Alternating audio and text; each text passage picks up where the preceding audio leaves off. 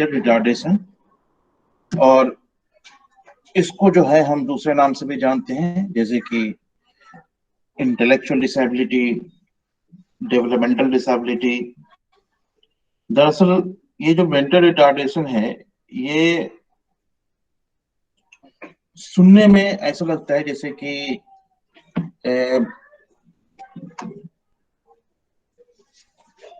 किसी negative notion को indicate करता है। रिटार्ड का मतलब होता है पागल, या इस तरह के दूसरे जो मीनिंग हो सकते हैं जिसका हम इस्तेमाल कर सकते हैं कि मंद बुद्धि, या दिमाग वाला नहीं है, बेवकूफ है, स्टूपिड है। इस तरह का सेंस जो है ना रिटार्डेशन से, रिटार्ड से ये निकल कर आता है। इसलिए अभी जो बहुत सारे ऐसे जो टर्म थे इसके अंदर, डिसेबिलिटी के अंदर, सब बदले जा रहे हैं। तो मेंटल रिटार्डेशन को भी इंटेलेक्चुअल डिसेबिलिटी कहा जाने लगा है।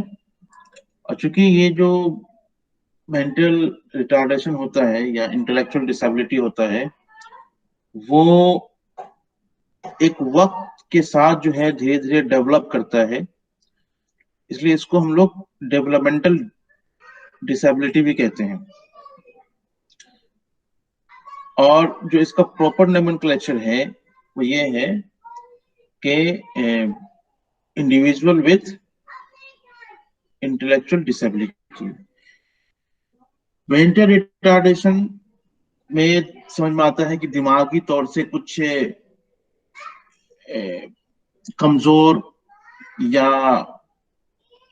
मंद बुद्धि, इस तरह का चीज समझ में आता है। लेकिन जब हम इंटेलेक्चुअल डिसेबिलिटी की तरफ जाते हैं तो वहां पे ये दिखता है कि इंटेलेक्चुअल में या उसके इंटेलिजेंस में किसी तरह की कमी है। हालांकि वो जो कमी है वो मेंटल है, ब्रेन इंजरी है या ब्रेन रिलेटेड है, लेकिन जिसके वजह से जो इंसान का माइंड होता है वो प्रॉपर फंक्शन नहीं कर पाता है।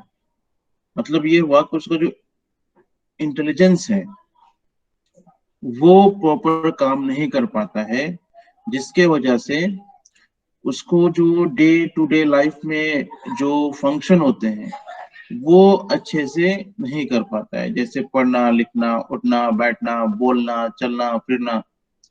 ये सब जो फंक्शन है, जो डे बाय डे हम लोग करते रहते हैं, डेली फंक्शनिंग है, जिसको हम लोग अडेप्टिव बिहेवियर भी कहते हैं। इस टर्म में जो मेंटल रिटार्डेशन हम पढ़ेंगे या इंटेलेक्चुअल डिसेबिलिटी हम कहेंगे, इसके अंदर जो है जो रोजमर्रा के जो काम होते हैं, उठने से लेकर सोने तक के बीच का जो काम होता है उसको हम लोग अडेप्टिव बिहेवियर कहते हैं। मतलब ये हुआ कि हम दूसरों को देख के हम सीख लेते हैं उसको। जिससे कि अगर हमारे घर में या पूरी दुनिया में कोई नहीं सोए तो हम भी सोना नहीं सीख पाएंगे। या फिर अगर कोई हमारे घर का या आसपास कोई सलाम नहीं करे तो हम भी सलाम करना नहीं सीख पाएंगे। अगर हमारे घर के लोग नहाना, हाथ धोना, कपड़े पहनना, बटन लगाना, या इस तरह का जो भी डेली बेसिस पे जो हमारा एक्टिविटी होता है, अगर हम करते हुए नहीं देखेंगे तो हम भी उसको नहीं कर पाएंगे। तो ये सब एडेप्टिव बिहेवियर होते हैं, हम अडेप्ट करते हैं देखते हुए, सिचुएशन को देखते हुए, लोगों को देखते हुए। तो जो इस तरह के जिसके अंदर इंटेलेक्चुअल डिसेबिलिटी पाई जाती है, उनका एक तो जो आईक्यू होता है, इंटेलिजेंट क्वोटिएंट, वो जो है बिलो एवरेज होता है। दूसरी बात ये होती है कि जो एडेप्टिव बिहेवियर है उसके अंदर डिफिशियंसी पाई जाएगी। और तीसरी बात ये है कि ये जो है धीरे धीरे डेवलप करता है, और 18 साल की उम्र में जो है वो पूरी तरह से निकलकर, 18 साल इसको लगता है पूरी तरह से इवॉल्व होने में, समझने में कि जो पूरा ये फंक्शन कर लेता है। तो ये जो आपका मेंटल रिटार्डेशन है, इसको हम कई नाम से जानते हैं, हालांकि सब के सब नाम जो है वो नेगेटिव है और हमें जो है बिल्कुल इसका इस्तेमाल नहीं करना चाहिए। कुछ नाम जो है मैं आपको बताता हूँ, जो मेंटल रिटार्डेड बच्चे होते हैं उनको आमतौर पर दूसरे बच्चे या दूसरे लोग जो बुलाते हैं, जो टर्मिनोलॉजी इस्तेमाल करते हैं, उनमें से कुछ तो जैसे इडियट है, इडियट आप समझते हैं, इम्बेसाइल है, जो दिमागी रूप से कमजोर होते हैं उनको फीबल माइंडेड कहते हैं, मोरॉन कहते हैं, जिसको बेवकूफ कहते हैं, मेंटल डिफिशियंसी है, मेंटल सब नॉर्मेलिटी है, रिटार्डेड है। इस तरह के जो टर्म है ये हम इस्तेमाल करते हैं मेंटल रिटार्डेशन के लिए या इंटेलेक्चुअल डिसेबिलिटी के लिए, जिसका इस्तेमाल अब जो है बहुत ही कम होने लगा है। और अगर इस तरह के अल्फाज या इस तरह का टर्म हम इस्तेमाल करते हैं तो अब हमारे कॉन्स्टिट्यूशन में बदलाव भी किए गए हैं और इसके अंतर्गत जो सजा भी हो सकती है, सजा भी हो सकती है और फाइन भी लग सकता है अगर हम ऐसे अल्फाज का इस्तेमाल करते हैं इन लोगों के लिए जो कि इस तरह की डिसेबिलिटी से अफेक्टेड होते हैं। तो सबसे पहले जो है हम जान लेते हैं कि ये आखिर है क्या, मेंटल रिटार्डेशन आखिर है क्या। सबसे पहले हम इसी को जानते हैं। और सर सर जी हेलो सर, हाँ बोलिए। एक बार मेंटल डिसेबिलिटी का जो बोले 18 साल लग जाता है, वो समझ में नहीं आया सर। अभी 18 साल में? अभी हम बता रहे हैं, अभी तो कहाँ पहुंचे कहाँ हैं। सर हमको लगा कि नया टॉपिक शुरू हो रहा है, सॉरी सर। ठीक है सर। नया टॉपिक नहीं शुरू हो रहा है, उसी का थोड़ा इंट्रो बता रहे थे कि क्या है। जब डेफिनेशन में जाएंगे ना तो वो चीज समझ में आ जाएगा। ठीक तो है सर। हम जो है डेफिनेशन देख लेते हैं कि ये है क्या। देखिए, American association on mental deficiency, उसके अकॉर्डिंग जो मेंटल रिटार्डेशन और आज जिसको हम इंटेलेक्चुअल डिसेबिलिटी कहते हैं, कई तरह के डेफिनेशन है इसके, जिसको जो है हम इस्तेमाल कर सकते हैं, जिसमें जो है तीन तरीके से जो है या तीन एस्पेक्ट्स को ध्यान में रखते हुए इसको बयान किया गया है। जो मेंटल रिटार्डेशन है वो कहा जा रहा है कि मेंटल रिटार्डेशन जो का मतलब ये होता है कि एक तो एक सिग्निफिकेंटली सब एवरेज इंटेलेक्चुअल फंक्शनिंग, कहने का मतलब ये है कि इसका जो इंटेलेक्चुअल फंक्शनिंग होगा वो सब एवरेज होता है। सब एवरेज क्या होता है मैं आप बताऊंगा ये बाद में। जो मेंटल रिटार्डेड या इंटेलेक्चुअली डिसेबल्ड इंडिविजुअल होते हैं उनके अंदर इंटेलेक्चुअल फंक्शनिंग सब एवरेज होता है और वो काफी सिग्निफिकेंट होता है, मतलब वो आपको दिख जाएगा। आपको जो है उसके बिहेवियर से आपको दिख जाएगा कि इसकी जो इंटेलेक्चुअल फंक्शनिंग है वो कितनी है, और जिसकी वजह से उसमें कई तरह के इम्पेयरमेंट हो सकता है। किसके अंदर? एडेप्टिव बिहेवियर में। अब ये यहाँ पे दो तीन टर्म है जो कि आपको एक्सप्लेन मैं करूंगा आगे चल के। इसमें क्या है, एक है कि सब एवरेज इंटेलेक्चुअल फंक्शनिंग जो कि सिग्निफिकेंट होता है और उसकी वजह से कुछ इम्पेयरमेंट होता है या कमी होती है एडेप्टिव बिहेवियर में। और ये जो आप इम्पेयरमेंट्स है या इंटेलेक्चुअल डिसफंक्शनिंग है, ये डेवलपमेंटल पीरियड जो होता है उसमें ये मैनिफेस्ट होता है, इसमें वो दिखाई पड़ता है। अब यहाँ पर तीन टर्म हो गया। एक तो हो गया कि सब एवरेज इंटेलेक्चुअल फंक्शनिंग, जिसके वजह से अडेप्टिव बिहेवियर में कमी आती है और ये डेवलपमेंटल पीरियड के दौरान दिखता है या नजर पड़ता है। तो अब यहाँ पर तीन टर्म आ गया। एक हो गया सब एवरेज इंटेलेक्चुअल फंक्शनिंग, या हम कह लें कि सिग्निफिकेंट सब एवरेज। अब ये सब एवरेज क्या है?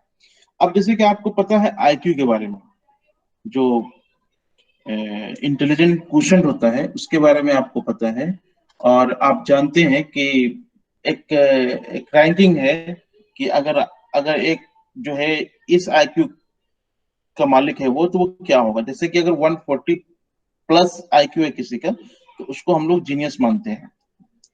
उसी तरीके से और हम नीचे आते हैं, जो 120 है, 110 है, 90 है, जो नॉर्मल और एवरेज आईक्यू है, जो कि मोस्ट ऑफ द पीपल उसी एवरेज पे होते हैं, वो 90 टू 110 या 109 जो है, कहीं कहीं पे आपको अलग अलग मिलेगा, लेकिन 90 टू 110 के बीच में मिलेगा, या 85 या इस तरह से कुछ एक दो का फर्क होगा, लेकिन कमोबेश एक ही जैसा मिलेगा। तो ये जो है 90 से 109 या 110 तक अगर आईक्यू है, तो उसको हम लोग एक एवरेज इंटेलिजेंस मानते हैं। जिससे कि इसका मतलब ये होगा कि अगर कोई एवरेज इंटेलिजेंस का मालिक है, तो हम कह सकते हैं कि उसका जो कम्युनिकेशन होगा, उसका जो बिहेवियर होगा, as per norm of the society, society की नॉर्म के अकॉर्डिंग होगा। और जैसे हम एक प्रॉपरली बिहेव करते हैं वैसे ही हम बिहेव करेंगे। लेकिन वही अगर जो 140 प्लस है, तो वो एकदम सुपीरियर इंटेलिजेंस है, जीनियस है वो। और वो जो है जो हमने सोसाइटी में नॉर्म्स हमने सेट कर रखा है, उससे वो बियॉन्ड जाएगा। जैसे कि मान लीजिए कि 14 साल जो है मैट्रिक के लिए आप 10th पास करने रखते हैं, तो जो 140 प्लस का होता है, एक सोशल तय किया है कि 40 जो एक मिनिमम एज है मैट्रिक की 14 है, तो 140 प्लस जो हो जाएगा वो हम मान लेते हैं कि 8वीं साल में या 10वीं साल में जो है वो 10th के एग्जाम के लिए वो तैयार हो जाएगा खुद को। तो जो नॉर्म्स एक सेट किया गया उससे बियॉन्ड होता है। लेकिन वही जैसे ही 90 के नीचे जब आईक्यू जाता है, तो फिर जो है आपका जो इंटेलेक्चुअल फंक्शनिंग होता है वो वीक होता जाता है, और आप के जो प्रॉपर फंक्शनिंग है वो भी कमजोर पड़ता जाता। तो ये जो सब एवरेज या सिग्निफिकेंट सब एवरेज इंटेलिजेंस, इसका मतलब यही हुआ कि जो इंटेलिजेंट क्वोशंट है वो 70 से होगा या 70 से नीचे होगा। जो एक टेस्ट होता है, जो हम इंटेलिजेंस टेस्ट जिसको कहते हैं, जिसपे हम आईक्यू मेजर करते हैं, उस पे जो सब एवरेज सिग्निफिकेंट सब एवरेज जो होगा वो 70 या 70 के नीचे होगा। ये इसमें थोड़ा सा का फर्क आ सकता है, कि 70 हो सकता है कि 75 आ जाए, लेकिन कमोबेश जो है 70 टू 75 के नीचे का जो इंटेलिजेंट क्वोशिएंट होता है, उसी को हम लोग सब एवरेज कहते हैं। जो डेफिनेशन में सिग्निफिकेंट सब एवरेज जो है वो यही है। अब इसकी वजह से जो सब एवरेज आईक्यू है, उसके वजह से इंटेलेक्चुअल फंक्शनिंग जो है वो जो है आपको उसमें डेफिसिट उसमें पाया जाएगा। तो एक दूसरा हो गया कि इंटेलेक्चुअल फंक्शनिंग, इसका मतलब ये हुआ कि जो रिजल्ट हमें आता है जब हम आईक्यू डिसाइड करते हैं, जब हम इंटेलिजेंस टेस्ट एडमिनिस्ट्रेट करते हैं, तो रिजल्ट आता है, और वो कंट्री वाइज वेरी करता है। आप इंडिया में करेंगे तो वो अलग होगा, और यूके में करेंगे तो वो अलग होगा, अमेरिका में करेंगे तो वो अलग होगा। तो जो रिजल्ट हमको मिलता है आईक्यू टेस्ट करने के बाद, वो ये इंटेलेक्चुअल फंक्शनिंग के तरीके से हम देखते हैं, और फिर उसकी वजह से जो है कई तरह की दूसरी फंक्शनिंग जो है अफेक्टेड होती है। एक है एडेप्टिव बिहेवियर है। एडेप्टिव बिहेवियर का मतलब होता है कि जो कि हमारा अपनी जिंदगी गुजारने के लिए जो हमने एक स्टैंडर्ड बना रखा है, या अपनी लाइफ, पर्सनल लाइफ और सोशल रिस्पॉन्सिबिलिटी को अच्छी तरह से हम निभा सके, अच्छी तरह से हम उसको परफॉर्म कर सके, तो हमने एक स्टैंडर्ड बना रखा है। जैसे कि खाने से पहले हाथ धोना है, चलना है तो खड़ा होकर चलना है, किस जैसी मजलिस है वैसे हमें बिहेव करना है, जब घर में बड़े आते हैं तो खड़े हो जाना है, कपड़ा धोना है, बटन लगाना है, जूता का फीता बांधना है। तो ये जो एक स्टैंडर्ड हमने फिक्स कर लिया है, ताकि हम खुद पे जो है हमारा डिपेंडेंसी ज्यादा हो, हम खुद से ही सारा काम कर सके, और सोशल रिस्पॉन्सिबिलिटी को हम अच्छी तरह से पूरा कर सके। तो इन सब जो भी हम एक्टिविटी करते हैं, इसको हम लोग एडेप्टिव बिहेवियर में रखते हैं। और ये जो मेंटल रिटार्डेड या इंटेलेक्चुअल डिसेबल्ड होते हैं, इनमें एडेप्टिव बिहेवियर में कमी पाई जाती है। और ये जैसे जैसे उम्र बढ़ती है वैसे वैसे जो है ये वेरी करते रहता है। जो एडेप्टिव बिहेवियर होता है वैसे वैसे वेरी करने लगता है। तो इसके अंदर जो डेफिसिट होता है वो कई तरह के होते हैं।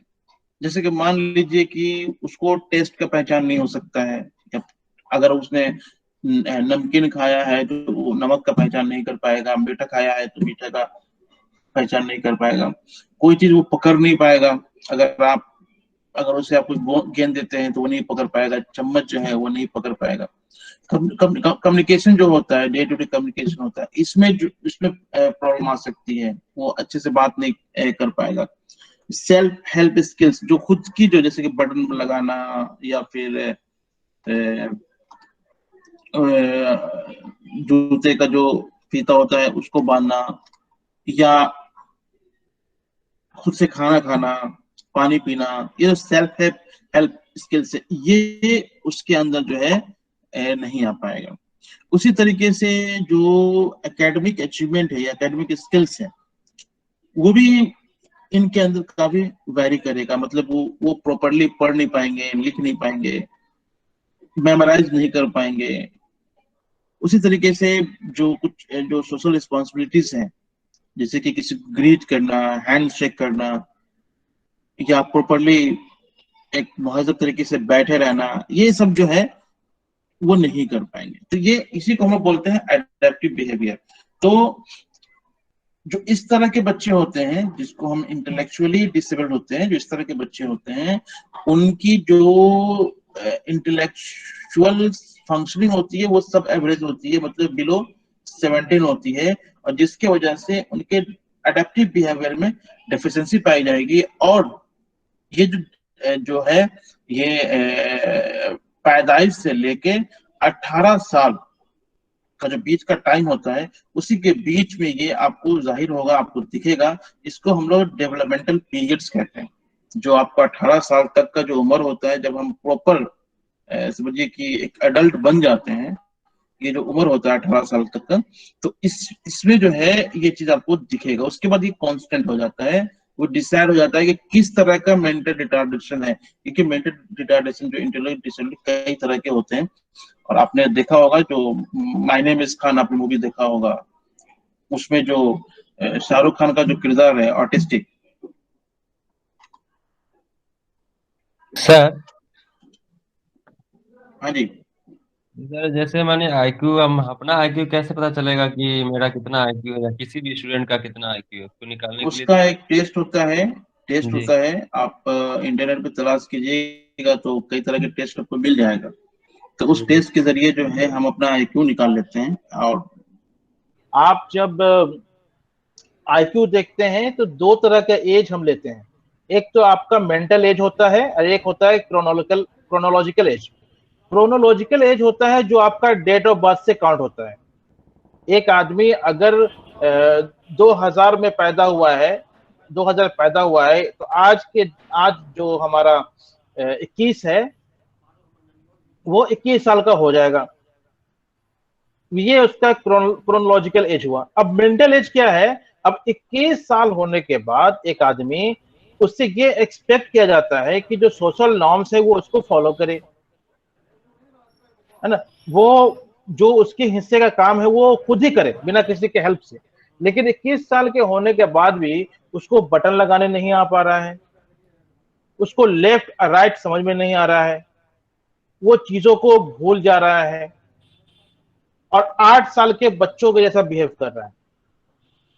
तो अब जो मेंटल एज हो जाएगा वो 8 साल हो जाएगा और क्रोनोलॉजिकल एज जो है इसका 21 साल हो जाएगा। तो इन दोनों को मिलाकर आप जो है अगर आप इंटरनेट पे देखेंगे तो आपको उसका जो है फॉर्मूला निकाल सकते हैं आप उसको। हालांकि इसको निकालने के लिए जो है, जो आपका जो मेंटल एज होता है उसको हम क्रोनोलॉजिकल एज से डिवाइड करते हैं और फिर 100 से मल्टीप्लाई कर देते हैं। अगर मान लीजिए कि एक आदमी है जो कि 21 साल का है और उसके बिहेवियर से, उसके जो बिहेवियर है, उसके रहने सहने से हमें लग रहा है कि इसके जो उम्र है वो 10 साल के बच्चे का है। 10 साल के बच्चे का जो है, जो 10 साल का बच्चा है वो काम कर रहा है। तो अब हम जब इसका निकालेंगे, कैलकुलेट करेंगे, तो हमारा जो इसका जो उसका इंटेलिजेंस एज है, यानी जो मेंटल एज है, वो 10 हो गया। उसको हम डिवाइड करेंगे 21 से, और इसको जो हम मल्टीप्लाई कर देंगे 100 से। तो इसका जो आईक्यू निकल कर आएगा 47.6। अब ये इसका जो आईक्यू है 47.6, ये आपको 70 और 75 के अंदर का है। इसका मतलब हुआ कि अब इसका ये जो बच्चा होगा जिसका आईक्यू 47.6 निकाला है, ये मेंटल रिटार्डेशन से अफेक्ट। तो अभी जो हमने मेंटल रिटार्डेशन देखा, उसमें उसको समझने के लिए, हम जानने के लिए कि वो किस तरह का डिसेबिलिटी है, हमें ये जानना पड़ेगा कि उसकी जो इंटेलेक्चुअल फंक्शनिंग है वो सब एवरेज हो, मतलब कि 70 या 75 या उससे नीचे हो। उसके एडेप्टिव बिहेवियर में जो डे टू डे हमारा जो एक्टिविटी होता है उसके अंदर डेफिसिट पाया जाता है, वो नहीं कर पाता है। और ये जो है पैदाइश से लेकर 18 साल की उम्र तक जो है ये आपको दिख जाएगा, जो मैनिफेस्ट ये हो जाता है। तो इस तरीके से हमने मेंटल रिटार्डेशन को देखा। अब जो है ये जो मेंटल रिटार्डेशन है वो कई तरीके के होते हैं। हालांकि जो जो जो आपका जो इंटेलेक्चुअल या फंक्शनिंग होता है, या जो जेनेटिक डिसऑर्डर होता है, उसी के नाम पे जो मोस्ट जो कॉमन है, आपने सुना होगा डाउन सिंड्रोम के बारे में सुना होगा, जो कि बहुत ही आसानी से आप उसको पहचान सकते हैं डाउन सिंड्रोम के बारे में। उसी तरह से कैटनिज्म है, थायराइड डिफिशिएंसी होता है, क्रेनियल एनोमलीज होता है, माइक्रोसेफेली होता है, हाइड्रोसेफेलिस होता है, ये सब होता है। ये सब आगे जब हम इसके कॉजेस को देखेंगे तो फिर आपको क्लासिफिकेशन धीरे धीरे समझ में आ जाएगा। एक चीज और है जो कि जो इसको जो क्लासिफाइड किया जाता है, एक दूसरे तरीके से भी किया जाता है। और जो जो हमने आपको बताया था कि जो डिग्री ऑफ इंटेलिजेंस है, या जो इंटेलिजेंस टेस्ट जो हम अडॉप्ट करते हैं और जिसके बुनियाद पे हम उन बच्चों का आईक्यू पता करते हैं, तो एक रेंज है। जैसे कि आपको हमने बताया कि 70 और 75 से नीचे तक का जो आईक्यू होगा उसको हम लोग इंटेलेक्चुअल डिसेबल्ड के कैटेगरी में रखेंगे। अब 70 और 75 के नीचे बहुत है, 0 से लेकर समझिए कि 70 या 75 तक का जो आईक्यू है उसको हम लोग इंटेलेक्चुअल डिसेबिलिटी या मेंटल रिटार्डेड जो चिल्ड्रन होते हैं वो हम कहते हैं। तो अब इसके बीच में जो है बहुत तरीके के, जैसे कि कुछ जो इंटेलेक्चुअल डिसेबल्ड चिल्ड्रन होंगे उनको आप पढ़ा सकते हैं, कुछ ऑलमोस्ट 50% को आप पढ़ा सकते हैं। लेकिन कुछ ऐसे होते हैं जिनको आप सिर्फ ट्रेन कर सकते हैं, ट्रेनिंग दे सकते हैं। और कुछ ऐसा भी होता है जो कि न तो आप उनको ट्रेन कर सकते हैं और न तो उनको आप एजुकेट कर सकते हैं। तो इस जो आईक्यू होता है उसको हमने 4 टाइप्स में डिवाइड किया। एमआर का जो टाइप्स है उसको हम लोग 4 आईक्यू के लेवल पे हमने इसको रखा है। एक हमारा माइल्ड होता है, माइल्ड नाम से क्लियर है, एक मॉडरेट हो रहा है, एक सीवियर है और एक प्रोफाउंड है। अब हम जरा देखते हैं कि क्या है ये। जो माइल्ड आपका मेंटल रिटार्डेशन है या एमआर है, उसकी जो आईक्यू होगी वो 55 से लेके 70 के बीच में होगी। जो माइल्ड है उसकी आईक्यू 55 से 70 के बीच में। देखिए क्लासिफिकेशन है, 55 से 70 के बीच का जो आईक्यू वाला है उसको हम लोग माइल्ड मेंटल रिटार्डेशन कहेंगे। और 85% जो केसेस होते हैं वो इसी तरह के होते हैं, माइल्ड केस के होते हैं, जिनके जो आईक्यू है 55 से 70 के बीच में या 69 के बीच में होते हैं।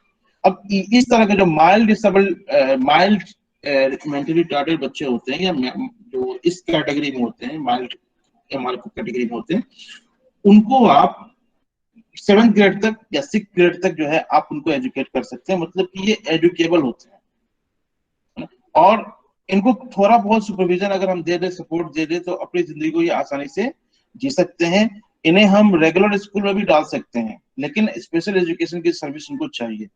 लेकिन ये आम बच्चों के साथ मिलके ये पढ़ सकते हैं और बाद में ये जॉब भी कर सकते हैं। ऐसे कई एग्जाम्पल है जो कि अभी आप जब इंटरनेट पे सर्च करेंगे तो आपको मिलेगा कि कई जो मेंटल रिटार्डेड या इंटेलेक्चुअल डिसेबल्ड है वो अभी जॉब में भी हैं। तो यही कैटेगरी के होते हैं, जो माइल्ड होते हैं यही होते हैं जो जॉब कर पाते हैं, क्योंकि वो कुछ एजुकेशन वो अटेंड कर लेते हैं।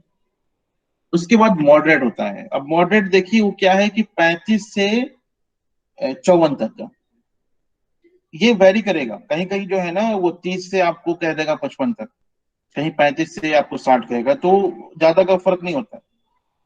तो जो 35 से 54 जो आईक्यू रेंज का होता है इसको हम लोग मॉडरेट कहते हैं।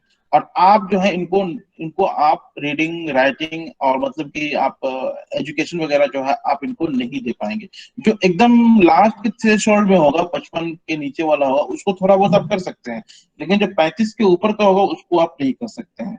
तो कम से कम 10% जो केसेस होते हैं वो इस तरह के केसेस आपको मिल जाते हैं मॉडरेट वाले, जिसको जो कि 35 से 54 के बीच का आईक्यू रेंज होता है उसके अंदर आपको मिल जाएंगे। तो इनको पढ़ाने के लिए बिल्कुल आपको स्पेशल एजुकेशन की जरूरत पड़ेगी, स्पेशल स्कूल की जरूरत पड़ेगी, वेल स्ट्रक्चर्ड क्लासरूम चाहिए, इन्वायरमेंट बिल्कुल ऐसा होना चाहिए जहां पर सुपरविजन जो है बिल्कुल टाइट हो, क्योंकि ये थोड़ा सा वायलेंट भी होते हैं और ये आप पे अटैक भी कर सकते हैं। तो कुछ ज्यादा ही इनको सुपरविजन चाहिए। जब ये बड़े होते हैं तो ये जॉब तो कर सकते हैं, लेकिन बहुत ही मतलब कि वो जो ट्रेनेबल होता है, अब मतलब कहने का है कि इनको आप सिर्फ ट्रेन कर सकते हैं, एजुकेट नहीं कर सकते। तो ये क्या है, जो स्किल बेस्ड जॉब होता है जैसे कैंडल बनाना या टॉयज बनाना या इस तरह का चीज के जॉब में आप इनको डाल सकते हैं। तो बॉर्डर जो है हमारा 35 से 54 के बीच में हो गया।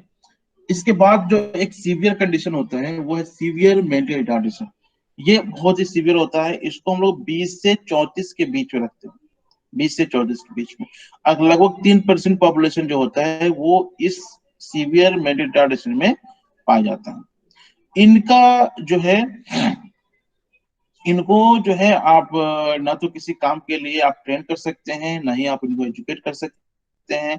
कुछ स्किल्स या सर्वाइवल स्किल्स या डेली लिविंग स्किल्स आप उनको सिखा सकते हैं, लेकिन वो भी जो है वो कम्प्लीटली उसको अटेंड नहीं कर पाएंगे। और इनको जो है स्पेशल स्कूल में या जो स्पेशली उनके लिए जो घर होता है, स्पेशल होम जो होता है वहां पे इसको रखा जाता है, बिल्कुल अलग रखा जाता है, क्योंकि कई तरह के बिहेवियर भी इनके मैनिफेस्ट होते हैं जो कि बिल्कुल अलग अलग पाए जाते हैं। तो 20 से 34 का जो है सीवियर है, और इससे भी जो सीवियर है ये है प्रोफाउंड है। जो होता है वो जो कि 20 आईक्यू जो होता है उससे नीचे का होता है, 0 से 20 का जो आईक्यू रेंज के होते हैं उनको हम प्रोफाउंड मेंटल रिटार्डेशन कहते हैं। और इसमें कई तरह के behaviour problem, severe behaviour problem जो है एक नहीं कई फील्ड में इसको जो है आप इसको देख सकते हैं, मिलेगा आपको। और बिल्कुल एकदम कांस्टेंट सुपरविजन इनको चाहिए बिल्कुल। और ये जो है इनका स्पीच डेवलपमेंट भी जो है इतना अच्छा नहीं हो पाता है कि वो आपसे प्रॉपरली बात कर सके या कुछ भी। तो ये जो आपका प्रोफाउंड है ये बिल्कुल सीवियरेस्ट ऑफ द सीवियर कंडीशन हो जाता है ये, कि जो आपका माइल्ड है, प्रोफाउंड है, सीवियर है, माइल्ड है, मॉडरेट है, सीवियर है और प्रोफाउंड है। जिसमें से माइल्ड वाला जो माइल्ड मेंटल रिटार्डेशन इसी को आप एजुकेट कर सकते हैं। उसके बाद जो आपका मॉडरेट है इसको आप ट्रेन कर सकते हैं। उसके बाद जो सीवियर है, कुछ जो आपका डेली लिविंग स्किल्स है या सर्वाइवल स्किल्स है उसमें उनको आप कुछ दे सकते हैं।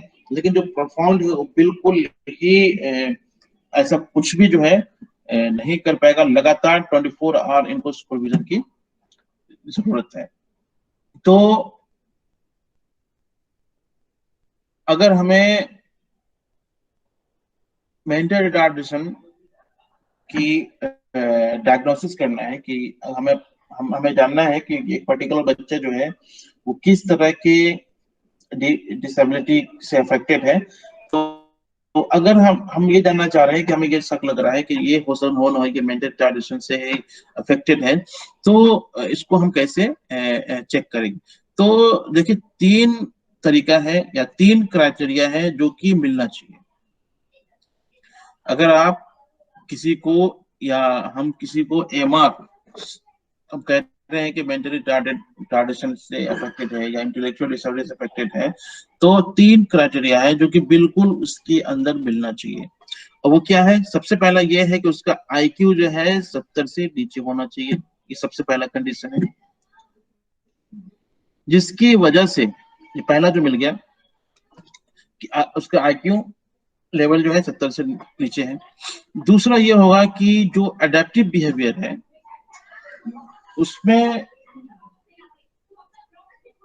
एडेप्टिव बिहेवियर जैसे कि आपको पहले बता दें कि कम्युनिकेशन में, सेल्फ हेल्प स्किल में, इंटरपर्सनल स्किल्स में या कुछ भी जो एडेप्टिव बिहेवियर, इसके अंदर लिमिटेशंस पाया जाना चाहिए। और भी एक नहीं, 2 से ज्यादा, क्योंकि बहुत सारे लोगों में होता है कि आप देख लीजिएगा लेफ्ट राइट उनको पहचान नहीं होती है, लेकिन इसका मतलब ये नहीं है कि वो जो है मेंटल रिटार्डेशन से अफेक्टेड है। बहुत सारे लोग होते हैं जो कि उनको बहुत परेशानी होती है कि जो चप्पल वो पहनते हैं उनको नहीं समझ में आता है कौन लेफ्ट का है कौन राइट का है। तो इसका मतलब ये नहीं हो गया कि वो मेंटल रिटार्डेशन या इंटेलेक्चुअल डिसेबिलिटी से अफेक्टेड है। तो ये जो सिग्निफिकेंट लिमिटेशन एडेप्टिव बिहेवियर में 2 से ज्यादा, अगर एडेप्टिव बिहेवियर में जैसे कि वो खुद से भी काम नहीं कर पा रहे हैं, उनका कम्युनिकेशन स्किल भी बुरा है ना, तो 2 से ज्यादा अगर हो तो हम ये एडेप्टिव बिहेवियर चेक करने का भी टूल होता है, उसको भी इंटरनेट पे मौजूद है, उसको भी हम देख सकते हैं। और एक तीसरा कंडीशन ये है कि ये जो लिमिटेशंस है, एडेप्टिव बिहेवियर में जो लिमिटेशंस है, ये 18 साल से पहले ये जाहिर हो जाता है। तो 3 कंडीशन है। पहला ये है कि आईक्यू 70 से नीचे होना चाहिए।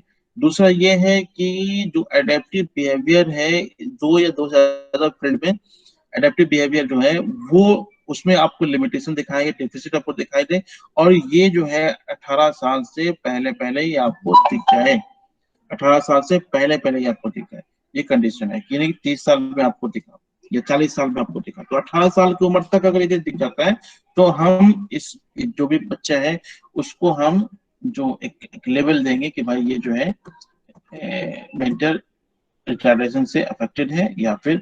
अब उसके बाद जो एक प्रॉपर होना है, क्योंकि ये काफी सीवियर मेंटल रिटार्डेशन जो है सिर्फ टीचर अपने हिसाब से नहीं कर सकता, इसके अंदर जो एक्सपर्ट है और जो न्यूरोलॉजिस्ट है उनकी भी जरूरत पड़ती है, क्योंकि काफी कॉम्प्लेक्स केस होता है ये। और जो इसके जो अलग अलग भी कंडीशन है, बहुत सारे क्लासिफिकेशन भी है कि जैसे आपको पता है डाउन सिंड्रोम है, उसी तरह से आप फ्रेजाइल सिंड्रोम है। ये सब जो कॉजेज देखेंगे तो फिर हमें समझ में आएगा ये आखिर है क्या। तो हमने देख लिया कि जो हमारा ये मेंटल रिटार्डेशन है, हमने देख लिया कि कहते किसे हैं, और 3 तरह के जो उसके डिफाइनिंग टर्म्स हैं ये हमने जान लिया कि जो एक सब एवरेज, सिग्निफिकेंट सब एवरेज इंटेलिजेंस या एक जो इंटेलेक्चुअल फंक्शनिंग जान लिया हमने। दूसरी एडेप्टिव बिहेवियर के बारे में भी हमने देखा। उसके बाद जो एक डेवलपमेंटल पीरियड है उसके बारे में भी जाना। फिर हमने ये भी देख लिया कि जो हमारा ये है मेंटल रिटार्डेशन है, इसको कई नाम से भी जाना जाता है, और आज के वक्त में जो है इसको जो मेंटल रिटार्डेशन से हम कम इंडिकेट करते हैं, इंटेलेक्चुअल डिसेबिलिटी से हम इसको, हमें बोलना भी चाहिए अगर इस तरह की कोई मिल जाए तो, चिल्ड्रन विथ इंटेलेक्चुअल डिसेबिलिटी या इंटेलेक्चुअल इम्पेयरमेंट या डेवलपमेंटल डिसेबिलिटी, है ना, इस तरह के जो अल्फाज है हमें इस्तेमाल करने चाहिए। फिर जो हमारा है इस पे जो नेगेटिव वर्डिंग जो इसके साथ जुड़ा हुआ है, जो लोग बोलते हैं आमतौर पे हमारे यहाँ, जो जिसको हम पागल कह लेते हैं, वो कहीं ना कहीं इस तरह की जो कंडीशन है उससे वो अफेक्टेड होते हैं। तो इस तरह का टर्म जैसे कि इडियट कह रहे हैं, किसी को स्टूपिड कह रहे हैं, इस तरह के बच्चे जो को बिहेव करते हैं, खासतौर से जो स्कूल में ये चीज ज्यादा देखने को मिलता है। और जो सीवियर और जो प्रोफाउंड मेंटल रिटार्डेशन होता है वो स्कूल में तो मिलता भी नहीं है। जो माइल्ड वाले होते हैं जो कि आपने बताया कि 55 से 70 के बीच का जो आईक्यू होता है, उसके बीच के जो बच्चे होते हैं वही आपको स्कूल में मिल जाएंगे। और उनकी भी जो इंटेलेक्चुअल एबिलिटी होती है वो एक नॉर्मल की जैसा नहीं होता है। तो हम कई तरह के नाम से उनको, जैसे कि इडियट, इवन टीचर भी आप जो है कभी कभी आप सुन लेंगे, टीचर भी जो है इस तरह के अल्फाज इस्तेमाल करते हैं, इडियट, स्टूपिड, है ना। और हिंदी में कई तरह के पागल, मंद बुद्धि और कई तरह के जो अल्फाज है वो इस्तेमाल करते हैं, इम्बेसाइल और रिटार्डेड। तो ये इस तरह के जो अल्फाज है वो हमें इस्तेमाल नहीं करना चाहिए। आज तो हमने आपको बता दिया कि मेंटल रिटार्डेशन क्या है और इसका क्लासिफिकेशन क्या है।